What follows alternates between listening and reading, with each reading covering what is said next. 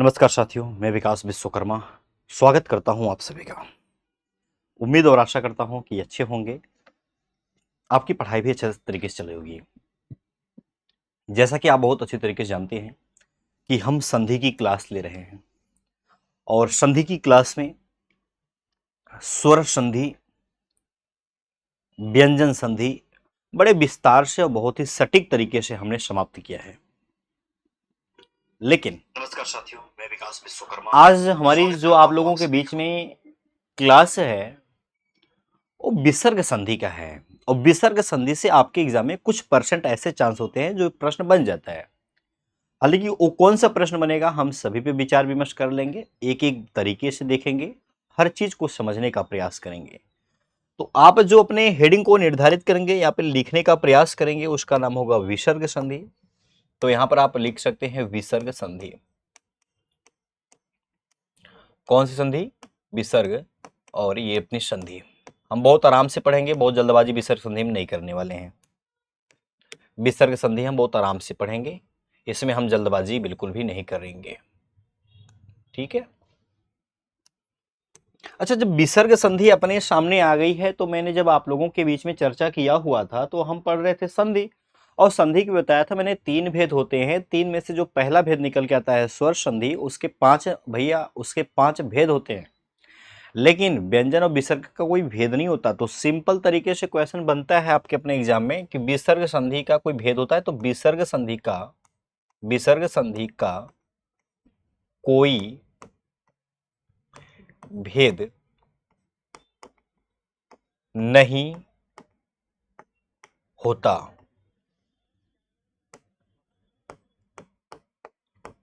ये आप पहली लाइन को नोट करेंगे अपनी कॉपी में अच्छे तरीके से कि विसर्ग संधि का कोई भेद नहीं होता, इसका नियम होता है।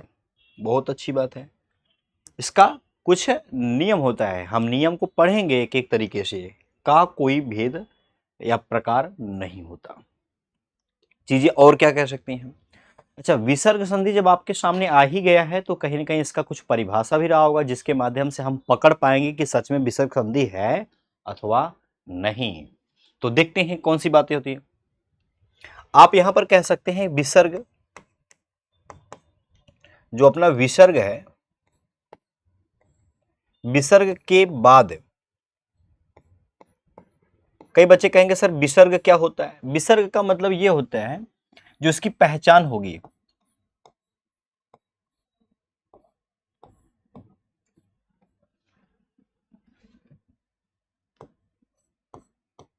जो इसकी पहचान होगी वह कुछ इस तरीके से होगी। ठीक। तो आप यहां पर कह सकते हैं विसर्ग के बाद स्वर। आप अभी जानते हैं स्वर कौन कौन सा होता है, पूरा स्वर। या व्यंजन भी कह सकते हैं, यहां पर दोनों चीजें आ सकती हैं, स्वर या व्यंजन आने पर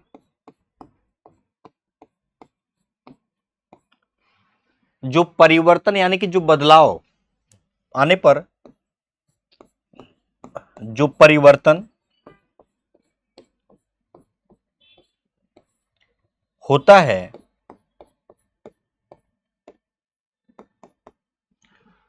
वह विसर्ग संधि होता है।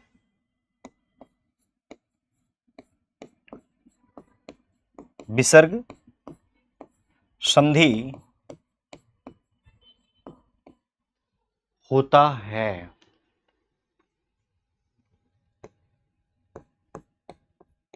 आपको ये लाइन बड़े अच्छे तरीके से समझ में आई होगी कि विसर्ग के बाद यानी कि कह हम ये सकते हैं कि जैसे मान लेते हैं ये साइन कोई लगा हुआ है, इसके बाद मतलब कि इसके बाद इधर इधर तो पहले होता है और इधर क्या होता है, बाद होता है। तो विसर्ग का जो साइन है वो आपको दिखाई कहां दे रहा है, यहां पर। तो यानी कि आप कह सकते हैं इसके बाद ही जो हमें कहीं देखने को मिलेगा, चाहे स्वर आ जाए चाहे व्यंजन आ जाए, आने पर जो परिवर्तन यानी कि जो बदलाव होता है गलती से, वो हमारा क्या कहलाया जाएगा? आप बोलेंगे विसर्ग संधि कहलाएगा। अच्छा, ये बात आपको बहुत स्पष्ट और साफ तरीके से बात पता चल गया होगा। कुछ नियम होगा जिसे हम यहाँ पर पेश करेंगे, कुछ लिखने का प्रयास करेंगे, आप बस केवल समझने का प्रयास करना। बहुत जल्दबाजी करोगे तो बहुत सारी चीजें छूट जाएंगी, लेकिन आप धीरे धीरे समझोगे हर चीज समझ में आएंगे। जैसे अगर मैं आपसे कहूं विसर्ग, आपके सामने मैंने यहां पर लिख दिया विसर्ग, यहां पर मैंने क्या किया, आपके सामने विसर्ग लिख दिया, तो विसर्ग का साइन तो भाई आपको पता ही हो चुका कि विसर्ग साइन ऐसे होता है। तो यही कहना चाहता हूं, विसर्ग के बाद घोष व्यंजन जानते हैं, क्योंकि मैं व्यंजन संधि में आपको पढ़ा चुका हूं, अघोष और सघोष बताया। अघोष पहली दूसरी लाइन होगी, सघोष तीसरी चौथी पांचवी लाइन होती है। इसी को हम क्या कहते हैं, सघोष भी कहते हैं, सघोष भी कहते हैं और कोष्टक में घोष भी कहते हैं। दोनों में से कोई भी बात समझ लेना, दोनों का मतलब एक ही है। यानी कि विसर्ग के बाद सघोष वर्ण, कौन सा, सघोष वर्ण, या आप ये भी कह सकते हैं। अच्छा, सघोष वर्ण कौन सा होता है, लो भाई सीख लो। अरे भैया सघोष वर्ण का मतलब तीसरी लाइन, तीसरी लाइन, चौथी लाइन और पांचवी लाइन, यही होती है सघोष। आप कह सकते हैं हां सर यही अपना तीसरी चौथी पांचवी, प्लस अगर आप लिख सकते हैं तो आप ये भी कह सकते हैं य र ल व, और य र ल व, और दिल में इच्छा है तो सभी स्वर ही सघोष कहलाता है। तो सभी स्वर, कोई भी स्वर आ जाए, और सभी स्वर, ठीक है, सभी स्वर, यहां पर आप लिखते हैं सभी स्वर सघोष होते हैं, आपको भी पता है। सभी स्वर क्या कहलाते हैं, सभी स्वर क्या कहलाते हैं, आपको बड़े अच्छे तरीके से पता है। जो सभी स्वर होते हैं वो सघोष यानी कि घोष कहलाते हैं। ये भी हो सकता है, ये कंडीशन अगर आपको देखने को मिले। और दूसरी बात याद रखना, य र ल व के बाद अगर ह भी बहुत महत्वपूर्ण है, ह भी देखने को मिले तब भी बात बन जाएगी। ये बात याद रखना, विसर्ग के स्थान पर ओ हो जाता है, ये नियम है। जो विसर्ग होता है ना, जो ये वाली लाइन थी, ये वाली, ये अब क्या हो जाएगा, ओ हो जाता है। ये बात याद रखना, अगर ये गलती से दिखने को मिले तो बराबर आप कह सकते हैं, बराबर आप कह सकते हैं विसर्ग, विसर्ग के स्थान पर, स्थान का मतलब उसकी जगह पर ओ हो जाता है। ओ ओ ओ ओ, ये वाला ओ, ओ किसकी जगह पर, विसर्ग की जगह पर। विसर्ग कैसा होता है, ये वाला विसर्ग होता है, यही वाला विसर्ग है। विसर्ग की जगह पर ओ हो जाता है, ठीक है दोस्त, ओ हो जाता है। उम्मीद करता हूं ये लाइन आपको समझ में आई होगी। कुछ बच्चों को नहीं समझ में आई होगी तो डरने की आवश्यकता आप सभी को थोड़ी ना है, सीखते हैं। और भी तरीके हैं अपने पास सीखने का, एक ही तरीका नहीं है। उदाहरण अपना सबसे बढ़िया होता है। अब कुछ बच्चों को तो दिमाग में डाउट होगा, तीसरी चौथी लाइन पांचवी लाइन क्या होती है। अरे भैया, क कबूतर, ख खरहा, ग गमला, घ घड़ी, अंग, ये वाली लाइन, ये अपना क च ट त, उसके बाद प वाली लाइन। सर ये तीसरी चौथी जो कब से आप पागल बना रहे हैं वो कौन सा है भैया, ये तीसरी लाइन, चौथी लाइन, पांचवी लाइन, ये इनके नीचे, इनके नीचे, ये इनके नीचे। अब यहां पर म आ जाता है, आपको भी पता है, ये लाइन कंप्लीट हो जाती है इस तरीके से, ठीक है। ये तीसरी चौथी पांचवी लाइन की मैं यहां पर बातें कर रहा हूं आपसे, ये वाली जो है लाइन है, इसी का नाम क्या होता है, घोष, जिसे आप क्या कहते हैं, सघोष कहते हैं। जो बचा है 2 नंबर वो क्या है, पहली दूसरी, वो अघोष कहलाएगी। उम्मीद किया ये बात समझ में आई। कुछ उदाहरण के माध्यम से समझाने का प्रयास करता हूं, सारा का सारा गेम समझ में आने वाला है आप सभी को। मैंने कहा तमह, मैंने कहा तमह, और आगे चल के मैंने गुड़ लगा दिया, गुड़। अच्छा गुरुजी, आपने एक बात कहा हुआ है, मैं बहुत ध्यान से सुना हुआ था। मैंने कहा कौन सी बातें कह दी है भाई। आपने कहा कि सर अगर विसर्ग के बाद, मतलब ये जो यहां पर 2 बिंदी है ना, इसके बाद चाहे अपना सघोष आ जाए, मतलब तीसरी चौथी पांचवी लाइन से कोई आ जाए, या आप कह सकते हैं कोई भी स्वर आ जाए, यानी कि सभी स्वर आ जाए, आ इ ई उ ऊ, तब भी कोई दिक्कत नहीं है, या गलती से भी य र ल व आ जाए, मतलब कहने का मतलब ये था इस प्लस के बाद ये सब चीजें आ जाए, तो विसर्ग के स्थान पर जो बिंदी दूठ लगा है ना ये वाला, इसी के स्थान पर ओ से ओखली हो जाता है। अच्छा जी, कैसे हो जाएगा जरा दिखाओ, जरा दिखाओ। मैंने कहा इसके बाद चेक करो, क्या विसर्ग के बाद, क्या आप लोगों के विसर्ग के बाद गलती से भी तीसरी चौथी पांचवी लाइन या सभी स्वर या यर लव ह आया है? तो आपने कहा सर 1 2 3 तीसरा क्या होता है? सघोष कहलाता है। हाँ हाँ हाँ सर आया है, आया है। तो ठीक है, तो जो परिवर्तन हो जाएगा ओ बन जाएगा। अब ये विसर्ग हट जाएगा तो यहां पर क्या होगा? ओ हो जाएगा। अच्छा गुरुजी, अब समझ में आ गई आपकी पूरी बातें। ये क्या कहलाएगा? ओ कहलाएगा। अब मुझे ये बात समझ में आ चुकी है, अब मुझे डाउट नहीं है, मुझे डाउट नहीं है। अब इसे हम क्या कहेंगे? अब इसे हम क्या कहेंगे? आप बोलेंगे सर अब तो मैं कह दूंगा कि तम, तम ऐसे कह दूंगा, प्लस लगा दूंगा। अब अपना ये कहलाएगा ऐसे। अच्छा जी, इसके साथ जुड़ेगा तमो कहलाएगा। बहुत बढ़िया। आगे चल के गुड़ उतार देंगे, क्या तमो गुड़ कहलाएगा? मास्टर साहब खूब कहलाएगा। अरे बाप रे बाप, खूब कहलाएगा, बड़ी अच्छी बात है। सबसे इंपॉर्टेंट है भाई दूसरी चीजें जो मैं आप लोगों के बीच में लिखना चाहता हूं, दूसरा लिखना चाहता हूं, यसह, यसह लिखा हुआ है प्लस योदा लिखा हुआ है, प्लस यो यसह प्लस दा, ये मैंने लिख दिया भैया, मेरा मन था मैंने लिख दिया, कोई गलती थोड़ी नहीं किया हूं। ना ना मास्टर साहब कोई गलती नहीं है। अच्छा जी, एक बात जरा आप समझना कि सर विसर्ग तो दिया है यहां पर, इसके बाद द से दवाद आया है। मैंने कहा तीसरी लाइन, चौथी लाइन, पांचवी लाइन य र ल व ह या गलती से भी कोई स्वर दिया हुआ है तो जो परिवर्तन होगा वो विसर्ग की जगह पर ओ बन जाएगा, अगर ऐसा कंडीशन होगा तब। त से तकली, थ से थन, द से दवाद सर जी तीसरे पे आता है, द से दवाद तो तीसरी लाइन में आता है, इसमें आ रहा है, तो यानी कि ये तो काम बन जा रहा है। मैंने कहा हाँ विसर्ग के स्थान पर ओ कर लो फटाक से। तो विसर्ग जब हटेगा तो यहां पर क्या बनेगा? ओ की मात्रा बनेगी। अच्छा जी, पीछे क्या है? दा लगा हुआ है, य ऐसे उतार दो, श ऐसे बना दो, प्लस लगा है लगा दिया। अब आते हैं इधर, इसके साथ जुड़ेगा तो आप बोलेंगे यशो कहलाएगा, यशो कहलाएगा, और दा लगा हुआ है तो यशोदा कहलाएगा, यशोदा के नंद लाला, ऐसा बनता है यशोदा।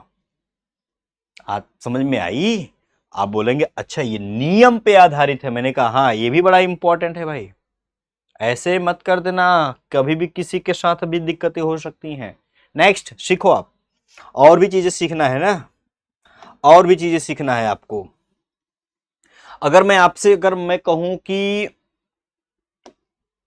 मेरे दिल में इच्छा है कि मनह, मनह लिख देता हूं, मनह मेरी इच्छा है दिल में मनह लिखने का, मनह लिख दिया, प्लस रोग लिख दिया, रोग, रोग बना दिया, रोग तो मैंने बना दिया, रोग मैंने बना दिया, कोई दिक्कत नहीं सर? कोई दिक्कत नहीं है। एक बात बताओ सर जी, यहां पर तो विसर्ग है, मैंने कहा विसर्ग के बाद चेक करो क्या तीसरी लाइन चौथी लाइन यानी सघोष है? यर लव है, यर यर यर लव यर लव यर लव। अरे मास्टर साहब रस रसी तो है। मैंने कहा हाँ ऐसे कंडीशन पे विसर्ग के स्थान पर ओ हो जाता है।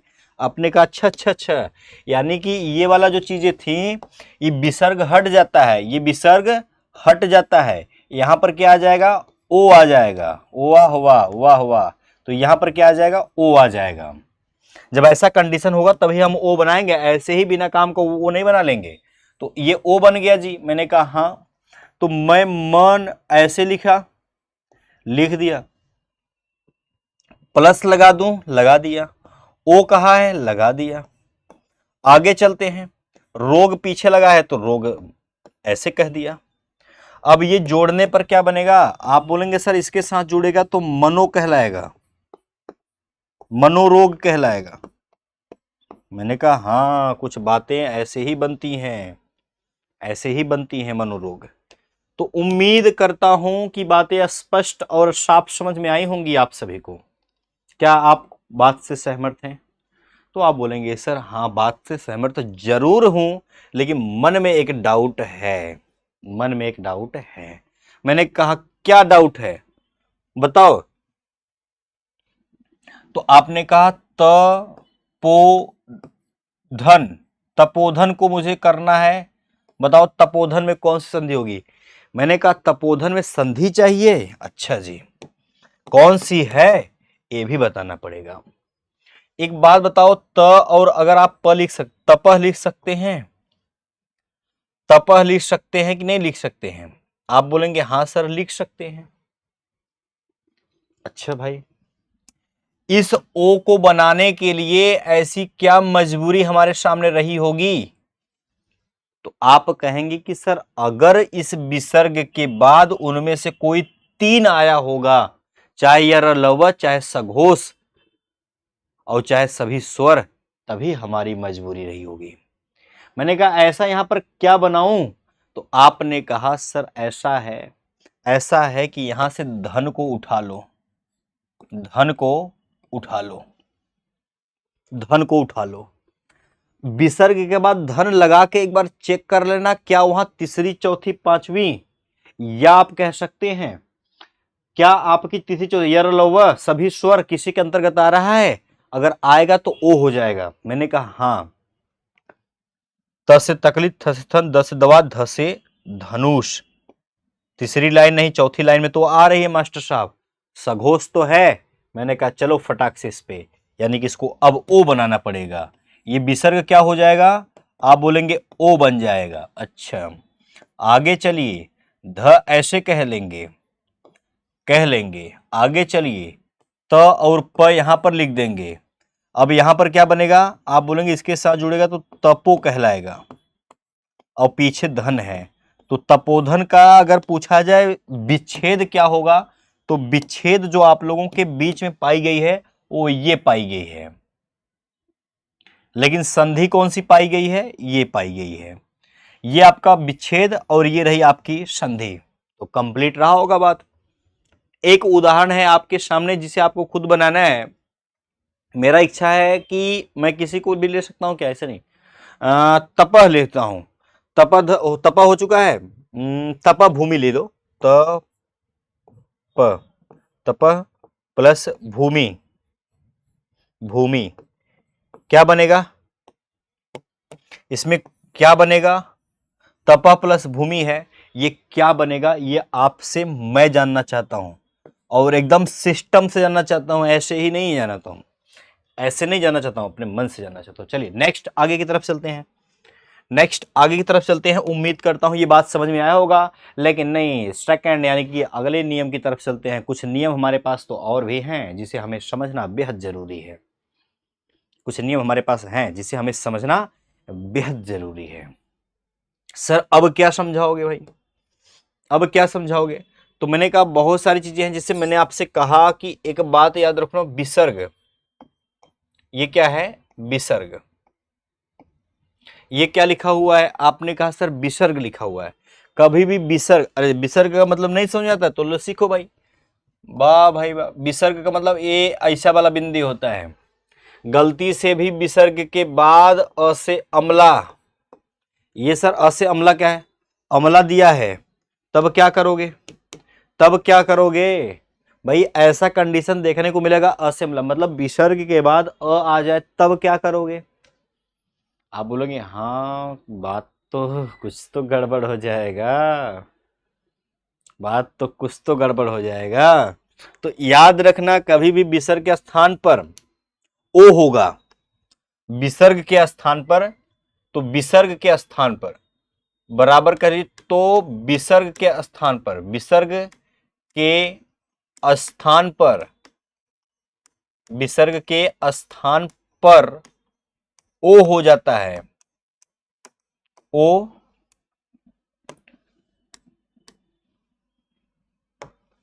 हो जाता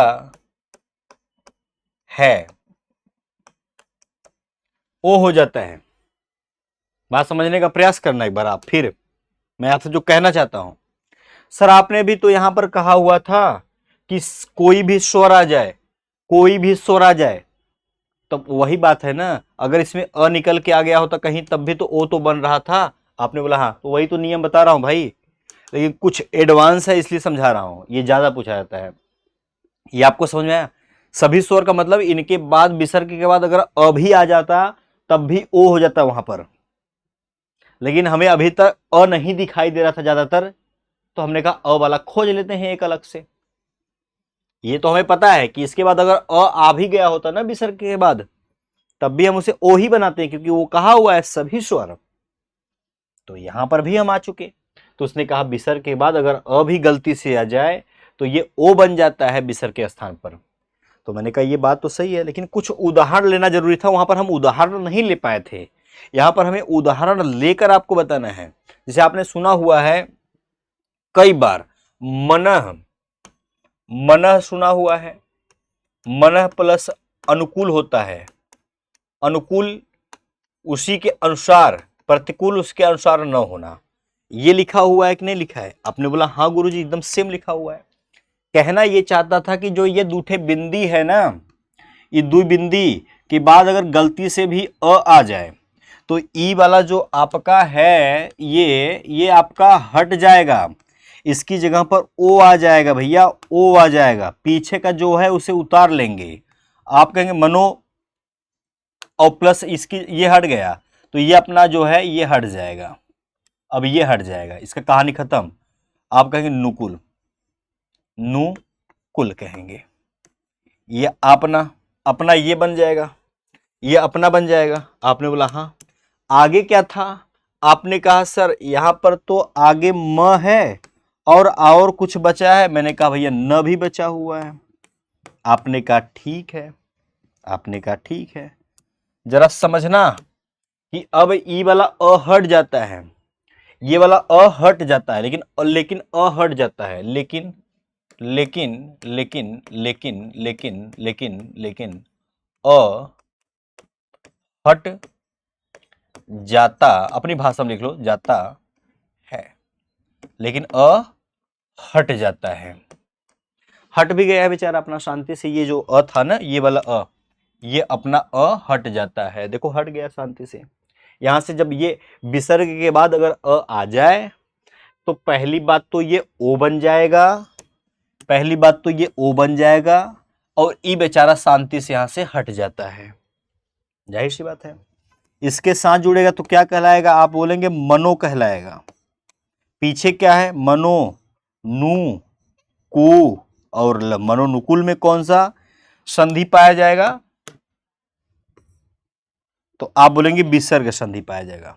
अच्छा, विच्छेद कौन सा होता है? तो विच्छेद आपका ये है, संधि आपकी ये है। क्लियर? आप बोलेंगे बड़ा सस्ता लग रहा है सर, सरल लग रहा है, तो ये आपको पता होना चाहिए। लेकिन ये बड़ा नोट पॉइंट याद रखना, नोट, नोट लगा लेना भाई साहब, नहीं तो गलती कभी भी किसी से भी हो सकता है। ये जो नोट है ना, लेकिन अ हट जाता है, हट जाता है यानी कि छुप जाता है भाई साहब, ऐसे भी कह सकते हैं। क्लियर? ये मुझे उम्मीद है कि ये बात स्पष्ट और एकदम क्लियर रहा होगा। एक और, मनो भी ला सा, मनोभिलाषा में कौन सा संधि पाया जाएगा? आप खुद सोचिए ना एक बार, तो आपके ही अनुसार आप खुद बोल देंगे कि सर ऐसा है, ऐसा है, ऐसा है। मैंने कहा कि भैया ऐसी अपने पास क्या मजबूरी आई होगी कि जो बेचारा यहां पर अपना ओ बन गया है। ये क्या है? इसमें ओ की मात्रा लगी हुई है ना, ये म, और अगर मैं म न कह दूं तो भाई साहब तो कहीं ना कहीं आपका आगे तो ओ है ना, ऐसे ही तो लिखा हुआ है सारी की सारी चीजें, ऐसे भिलाषा तो ऐसे ही लिखा हुआ है ना। यही वाला मैं समझाना चाहता हूं। पता नहीं ऐसी क्या मजबूरी सामने आई होगी कि ये बेचारा यहां पर ओ बना होगा। तो आप अपने मन से बोलेंगे सर एक कंडीशन रहा होगा। मैंने कहा क्या भाई, ऐसा क्या कंडीशन रहा होगा?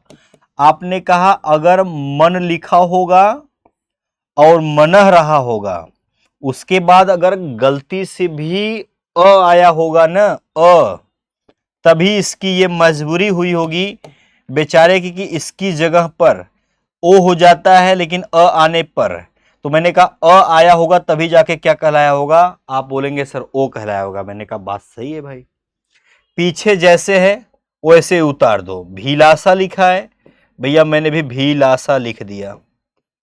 ऐसी मजबूरी आई होगी, ऐसा नहीं है कि बिना मजबूरी का आ गया होगा। मना हमने लिखा हुआ है और हम यह जानते हैं नियम के अनुसार कि भैया विसर्ग के बाद अगर गलती से भी अ आ जाए तो इसकी मजबूरी होती है ओ बन जाना, लेकिन इसकी बेचारी गलती ये होती है कि ये छुप जाता है। तो अभी छुपेगा थोड़ी ना, अभी तो विच्छेद कर रहा हूं ना। तो आप बोलेंगे सर इसमें मनह रहा होगा, मैंने कहा हाँ रहा होगा, प्लस इसके साथ अभिलाषा जुड़ा होगा। अभिलाषा, ऐसा ऐसी मजबूरी रही होगी तभी जाके वो मनोभिलाषा कहलाया होगा। मैंने कहा अच्छा, बात अब जाके समझ में आया कि यहां पर ये क्या है, ये पूरी की पूरी लाइन, ये पूरी की पूरी लाइन विच्छेद है, लेकिन संधि कहां है? यहां पर है। अच्छा, इसकी वजह से ये कैसे बना ये भी चेक करते हैं, ये भी चेक कर लेते हैं, टेंशन नहीं लेना है। सर विसर्ग के बाद मैंने चेक करा अ से अमला लगा हुआ है, तो ई वाला अ से अ क्या हो जाएगा? ओ हो जाएगा, लेकिन बेचारा अ क्या हो जाता है? ये छुप जाता है। तो मनोभिलाषा ऐसे ही तो लिखा जाता है।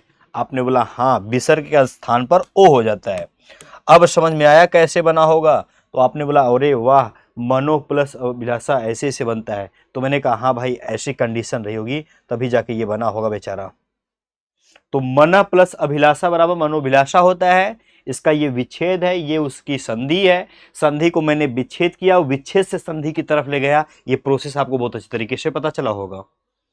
ठीक, नेक्स्ट नेक्स्ट बातें कर लेते हैं। कुछ नियम आधारित और होंगे, कुछ नियम हमें हमारे सामने बिल्कुल भी रहे होंगे जिसे हमें फिर से एक बार अच्छे तरीके से सीखने की आवश्यकता है। जल्दबाजी नहीं करेंगे, हाँ एकदम अच्छे तरीके से हमको सभी को सीखना है।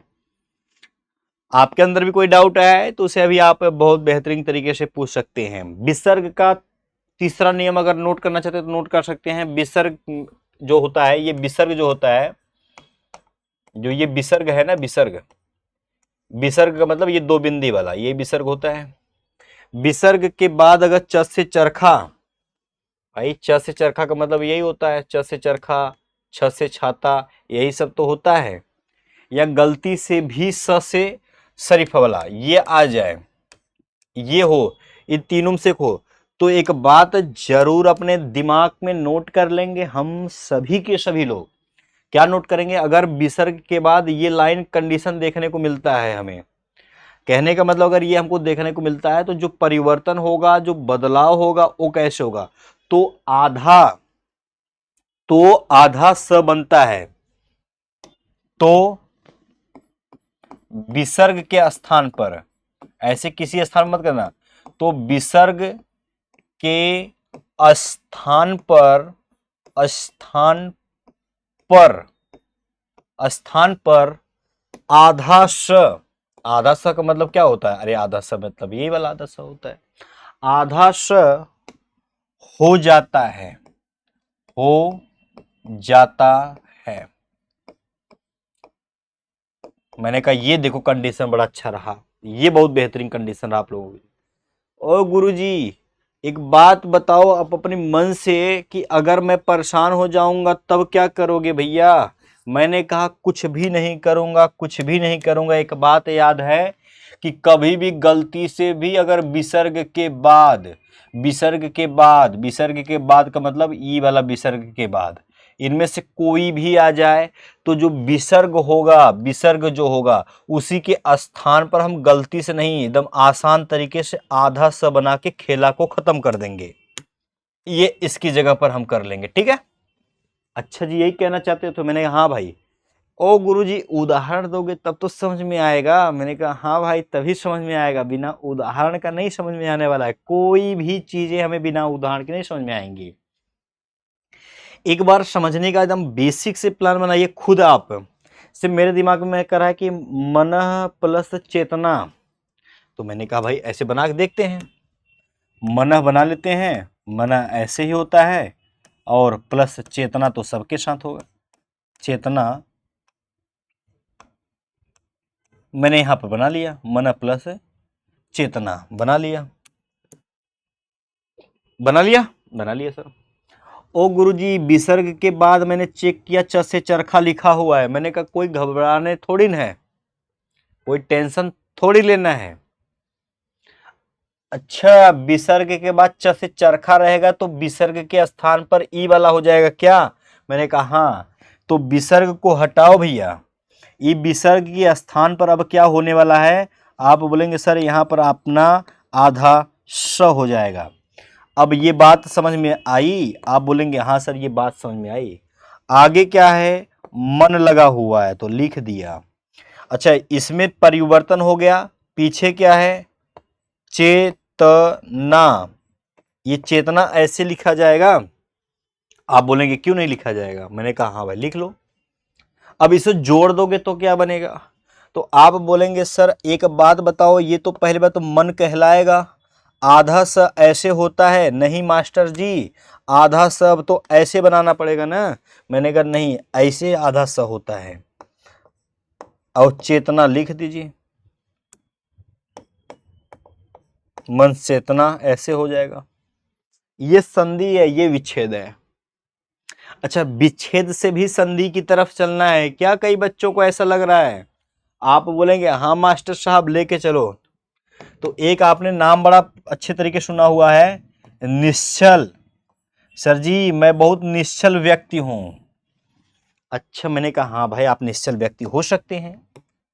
तो एक बात बताओ कि ये क्या है? आप बोलेंगे सर संधि। मैंने कहा कौन सी संधि? आपने कहा हमको क्या पता। अच्छा, इसी निश्चल को हम क्या करेंगे? तोड़ेंगे भैया, तोड़कर जोड़ेंगे।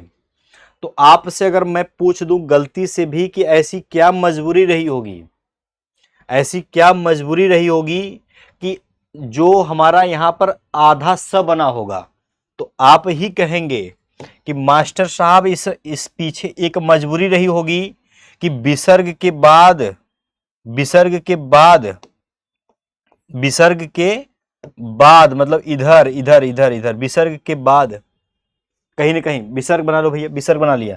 विसर्ग के बाद, विसर्ग के बाद कीत भैया च से चरखा, कीत छ से छाता, कीत यहां पर अपना स रहा होगा, तभी जाकर ये आधा स बनता है। मैंने कहा हाँ।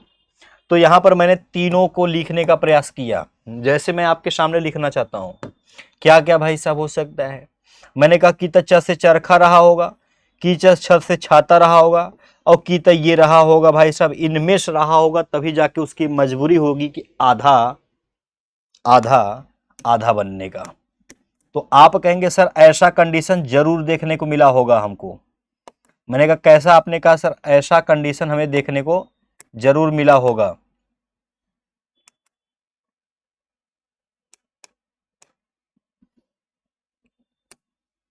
समझना, मैंने कहा ऐसी क्या मजबूरी रही होगी, तो आपने कहा सर ऐसा कंडीशन हमें देखने को मिला होगा। हाँ, अगर सेम ऐसा ही रहा होगा तभी बेचारा जाके यहां पर ये बना होगा। मैंने कहा भाई साहब बात तो सही कह रहे हो, भाई साहब बात सही कह रहे हो, अगर ये कंडीशन रहा होगा तभी इसकी मजबूरी हुई होगी भाई साहब कि ये बेचारा ऐसे बना होगा। आपने बोला हाँ सर इतना बड़ा प्रोसेस रहा होगा तब जाके आधा स बना होगा। मैंने कहा बात तो सही है। आगे क्या है? आपने कहा सर आगे तो नी लगा हुआ है। अच्छा जी, नी, नी ऐसे लिखा जाएगा? मैंने कहा हाँ भाई साहब नी ऐसे लिखा जाएगा। अब जब विसर्ग है तो यहां पर तो विसर्ग ऐसे ही तो इसके सामने निरह हो चुका है। अब एक बार सबको बना के देख लेते हैं। अब देखो, निरह, निरह ऐसे बना दिया, प्लस एक बार च से चरखा को उठाया बना दिया निरह प्लस छल, निरह प्लस, निरह प्लस छल। तो आप बोलेंगे नहीं निरह प्लस छल चल नहीं होता, निरह प्लस चल बना दो एक बार। आपने बोला सर निरह प्लस चल बना दिया, एक बार निरह प्लस छल बना दो। तो आपने कहा सर निरह प्लस छल बना दिया, मतलब एक बार इसको यूज कर लो, एक बार इसको यूज कर लो, एक बार इसको यूज कर लो, एक बार और बना लो। तो आपने कहा निरह प्लस सल, ये तीनों को बना लिया। लेकिन आपको भी पता होना चाहिए ना, जिनका कोई मीनिंग निकल जाए। निरह तो सही है, चल का मतलब नहीं, सल का मतलब नहीं, छल होता है, तभी जाके निर्छल बनेगा। अच्छा, इसका अगर विच्छेद करोगे तो क्या बनेगा? आप बोलोगे सर निरह बनेगा और प्लस जाके छल बनेगा, तभी जाके निश्चल कहलाएगा। अच्छा जी, ऐसे थोड़ी ना चल को भी उठा लेंगे, लेकिन मैंने सबको उठा उठा के दिखाया, क्योंकि विसर्ग के बाद अगर ये आता है तभी तो इसकी मजबूरी होती है ये बनना। आप बोलेंगे बात तो सही है, तो मैंने सबको उठा उठा के एक बार चेक कर लिया, निरह लगा के चल कर दिया, निरह बुला के छल कह दिया, निरह बुला के भैया अपना सल कह दिया। लेकिन बात जब निकल के सामने आई तो पता भैया चला कि निरह प्लस छल दिया हुआ था, इस वजह से बनेगा, चल से बनेगा थोड़ी ना। मैंने तो सबको चेक कर लिया। अब देखते हैं क्या ये अप्लाई है, क्या ये बात बनेगी इस पर। आपने बोला विसर्ग के बाद छ से छ आया, छाता आया हुआ है। मैंने कहा हाँ भैया, अगर छ से छाता भी आ जाए तब भी आधा ही श बनता है। अच्छा, इसकी वजह से क्या बना होगा? आधा श बना होगा। आप बोलेंगे बात तो सही है, अगर आधा सा बना होगा और यहां पर पीछे क्या है? छल ऐसे है, इधर क्या है? मैंने कहा नी लगा हुआ है। अब आगे चलते हैं, नी पूरा लिख दिया। इस स को कैसे लिखा जाता है? ऐसे लिखा जाता है, निश्चल ऐसे लिखा जाता है ना। तो कहने का मतलब इतना था कि आपको बातें समझ में आई, तो आप बोलेंगे कि सर दोनों तरीके से बातें समझ में आई। संधि ये है, विच्छेद ये है, विच्छेद ये है, संधि ये है। ये तो गेम उस तरीके से था, केवल समझाने का हिसाब किताब था भाई। सच बताऊं तो ये बात आपके दिमाग तक ये बातें पहुंच गई होंगी, लेकिन कुछ उदाहरण के माध्यम से और समझते हैं। कई चीजें नहीं समझ में आती हैं एक बार में ना। मेरे दिल में इच्छा है कि अगर आपने कहा सर च से चरखा ले लिया, छ से छाता ले लिया, स लेकर दिखाइए तो जाने। तो लिख लेते हैं यशः, यशः लिख लेते हैं आपके सामने। और शरीर कैसे लिखा जाएगा? शरीर तो ऐसे लिखा जाएगा। मैंने कहा ठीक है भाई। एक बात बताओ, ये विसर्ग के बाद नियम कहता है कि ये आना चाहिए, चरखा छाता स आना चाहिए, तभी तो हम विसर्ग को हटाकर आधा स बनाएंगे। आपने बोला आया हुआ है तो आधा स बनाने में क्या दिक्कत है, बना लीजिए। मैंने कहा ठीक है भाई साहब, बना लिया। पीछे क्या है? रीर है, रीर, तो मैंने रीर कह लिया। आगे क्या है? य और श लिखा हुआ है, तो य और श कह दिया। ये विसर्ग गायब हो जाएगा। ये विसर्ग गायब होता है तभी तो ये कंडीशन बना होगा। तो विसर्ग हमेशा लोप हो जाता है, विसर्ग का हमेशा लोप हो जाता है, मतलब छुप जाता है। अब ये क्या रहा होगा? आपने बोला सर यश रहा होगा, फिर रहा होगा, फिर रहा होगा और फिर रहा होगा, यशस्वीर कहलाएगा। मैंने कहा अरे बाप रे बाप, इतना बड़ा लंबा गेम है। आपने कहा हाँ, ऐसे ही गेम होता है भाई साहब, ऐसे ही गेम होता है। ऐसे अपने मन से गेम मत कर देना। शरीर है तो ऐसे ही मत कर देना, और ऐसे यहां पर ऐसे ही तो गलत मत करना, आपको पूरा लिखना पड़ेगा। कहने का मतलब नहीं समझे? रुक जाओ रुक जाओ रुक जाओ, आप कहने का मतलब नहीं समझे, समझाता हूं। यहां पर जो आप रीर उतारे हैं ना, इसे रीर नहीं उतारना है, पूरा उतारना है बाबू साहब। कहीं आपके दिमाग में गलती न चला हो कि शरीर को न उतारें, तो शरीर उतरेगा। ये तो हमको चेक करने के लिए है, जिसकी वजह से ये बनेगा, हमें तो बस चेक करने के लिए है ना। अगर विसर्ग के बाद ये वाला स है तो ये आधा स बनेगा, और शरीर जो पीछे का लिखा रहेगा उसे पूरा उतारेंगे, आधा वाला काम थोड़ी करेंगे, रीर उतार के हट जाएंगे। आपके दिमाग में होगा कि रीर उतार दूं क्या? रीर ऐसे नहीं उतार जाता। अब देखिए, यश ऐसे लिखेंगे, आप बोलेंगे हाँ। स ऐसे लिखेंगे, हाँ लिखेंगे। आधा लिखने के लिए ऐसे लिखा जाएगा, आधा स लिख दिया। शरीर ऐसे होगा, मैंने कहा हाँ शरीर तो ऐसे ही होगा। ओ भाई साहब, इतना बड़ा गेम है। मैंने कहा हाँ हाँ, ऐसे गेम होता है। ये है गेम, असली गेम तो यही है भाई। कहीं रीर उतार कर आप स को भूल जाइए तो पूरा वर्ड सही नहीं होगा ना। हो मतलब इनका मीनिंग तो थोड़ी ना कुछ निकलेगा, ये भी आपको पता होना चाहिए। नीरह, अच्छा निश्चय को क्या बनाएंगे? अगर कोई चीज निश्चय लिखा होगा तो आप क्या कहेंगे? निश्चय होता है, तो इस स के पीछे ऐसी क्या मजबूरी रही होगी? तो आप बोलेंगे सर ऐसे निरह कह सकता हूं, और इसके बाद अगर कहीं गलती से भी च से चरखा आया होगा, छ से छाता आया होगा, स से स आया होगा, तभी तो हमने कहा निस प्लस चय। अब ये चय को गायब थोड़ी करना है, हमें विसर्ग को गायब करना है, और विसर्ग के बाद ये चेक करना है। तो जो चीजें परिवर्तन होंगी वो आधे में हो जाएंगी, ये भी पता है, और पूरा का पूरा चय उतार लेना है, ये इसको लोप मत करना, ये वाला गायब होता है। अच्छा जी, तो ये ऐसे बन जाएगा। मैंने कहा हाँ, आगे क्या है, ऐसे बन जाएगा। क्या इसके जोड़ने के बाद, क्या इसको जोड़ने के बाद चीजें यह बनेंगी? तो आप बोलेंगे बड़े अच्छे तरीके से बन जाएंगी सर, बड़े अच्छे तरीके से बन जाएंगी। चलिए, उम्मीद करता हूं ये भी बात स्पष्ट और साफ समझ में आया होगा। मुझे उदाहरण और देने की आवश्यकता मुझे नहीं लग रही, क्योंकि आपके दिमाग तक ये बातें चली गई हैं। नेक्स्ट अगला भी लिखना पड़ेगा। अच्छा, कुछ नियम कानून फिर से लिख लेते हैं। कुछ नियम कानून हमारे सामने फिर से आ जाएंगे, जिसे हमें समझना बेहद जरूरी है। लिख लीजिए, विसर्ग। विसर्ग का मतलब ये वाली लाइन, यही तो विसर्ग होता है। विसर्ग के बाद अगर त से तकली, विसर्ग अगर हो तो उसके बाद त से तकली आ जाए, कोई दिक्कत नहीं होगा। थ से थ ना जाए, कोई दिक्कत नहीं होगा। अब अपना छोटा वाला स, सिंपल सरल वाला स, अब ये भी आ जाए तब भी कोई दिक्कत नहीं होगा। अगर इनके बाद ये लगा है तो विसर्ग के स्थान पर जो विसर्ग होगा ना, जो विसर्ग, तो बराबर कर ली, तो विसर्ग के स्थान पर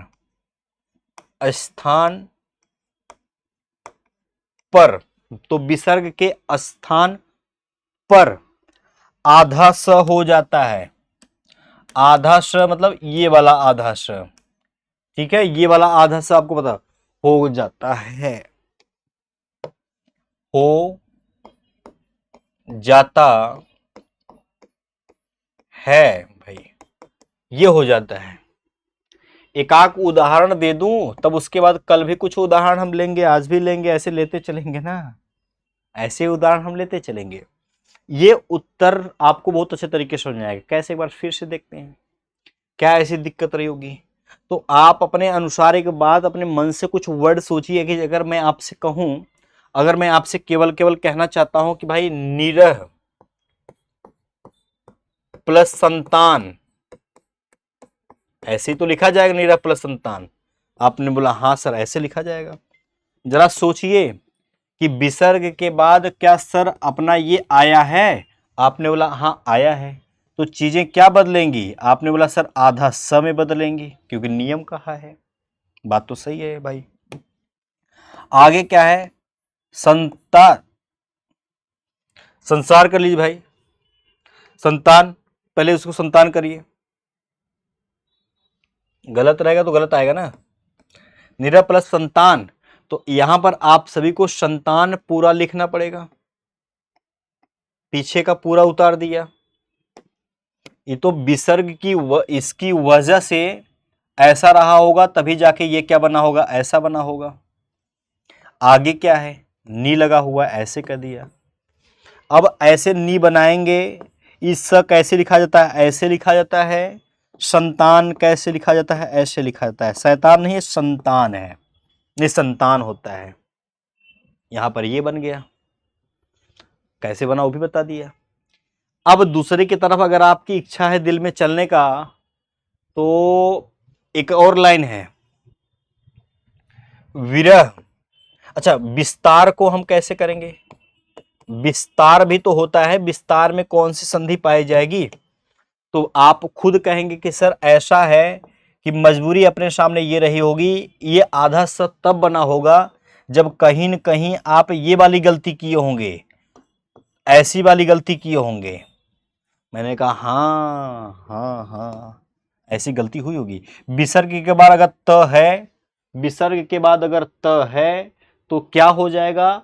आधा श हो जाएगा। तो ऐसे हो जाएगा क्या? मैंने कहा हाँ, आधा श हो जाएगा। तार पीछे है, ऐसे कर लिया। आगे क्या है? वी लगा हुआ है, कंटिन्यू जोड़ दिया तो विस्तार कहलाया। अच्छा मास्टर जी, अब समझ में आया कि लंबा गेम कैसे हो जाता है। ओ बाप रे बाप, ऐसे हो जाता है। विस्तार ऐसे होता है। और यहाँ पर आपके सामने संधि ये है, संधि ये है, आपके सामने बहुत सारी चीजें लिखा है। यह आपको क्लियर हुआ? एक होता है अंतः, एक होता है अंतः, एक होता है अंतः प्लस थल, जलथल होता है ना थल। तो आप बोलेंगे सर थ भी तो आ गया, त के बाद थ भी तो आ गया। मैंने कहा हाँ आ गया आ गया आ गया। तो अ तो रहेगा ही रहेगा, तो रहेगा ही रहेगा। इस विसर्ग की वजह से यहां पर जो आया हुआ है परिवर्तन क्या होगा? आपने बोला सर आधा स में हो जाएगा और थल ऐसे कह देंगे। ये क्या बात बन सकती है? आप बोलेंगे बहुत अच्छे तरीके से बन जाएगी। अंतः, अंतः था ना, अंतः लगा दीजिए, अंतः प्लस थल, तो अंतस्थल हो जाएगा ऐसे यहां पर। चलिए आज के लिए इतना ही। सर बहुत अच्छे तरीके से विस्तार से बातें समझ में आई होंगी। उदाहरण आपके सामने मैं कुछ छोड़ देता हूं। जैसे आपने सुना हुआ है विस्तीर्ण, विस्तीर्ण आपने सुना हुआ है ना, विस्तीर्ण में कौन सा होगा? इसका विच्छेद कीजिए। विस्तीर्ण में कौन सा समास, इसका संधि कौन सा होगा? विच्छेद कर दीजिए और कुछ नहीं। नमः, न मह, नमः आप भी जानते हैं, प्लस ते, प्लस प्लस ते क्या कहलाएगा? आपने कहा मुझे नहीं पता। तो सर विसर्ग के बाद त तो आया है। मैंने कहा स बनाओ उसको भाई फटाक से। आपने बोला सर आधा स बना दिया। ते लगा हुआ था ऐसे कह दिया, न ऐसे था, म ऐसे था। मैंने कहा ये क्या हो गया? नमस्ते हो गया। तो नमः प्लस ते बराबर नमस्ते होता है। और मुझे आप प्लीज इसको बताने की कोशिश करिए, ये विस्तीर्ण जो लिखा हुआ है इसका विच्छेद एक्चुअली में कैसा होगा। ठीक है, कोई डाउट? नहीं नहीं कोई डाउट भाई नहीं। हम पढ़ रहे थे आज विसर्ग संधि। विसर्ग संधि में हर एक नियम को पढ़ा, ये आपको बहुत अच्छे तरीके से समझ में आया होगा। नेक्स्ट नियम के तरफ गया तो ये चीजें आई, अगले की तरफ गया तो ये विस्तार समझ में आया, नेक्स्ट की तरफ गया फिर से अच्छे तरीके से समझ में आया, नेक्स्ट अगले की तरफ गया तो यहाँ पर ये सब नियम आया, अगले की तरफ गया ये नियम आया भैया, और आगे गया तो ये नियम आ गया, और जब थोड़ा सा बढ़ गया तो खेला यहाँ पर खत्म हो गया। आज के लिए इतना ही करते हैं। फिर से हम एक बार विसर्ग संधि आगे की तरफ कंटिन्यू करेंगे। हमें भी दीजिए इजाजत। नमस्कार और जय हिंद।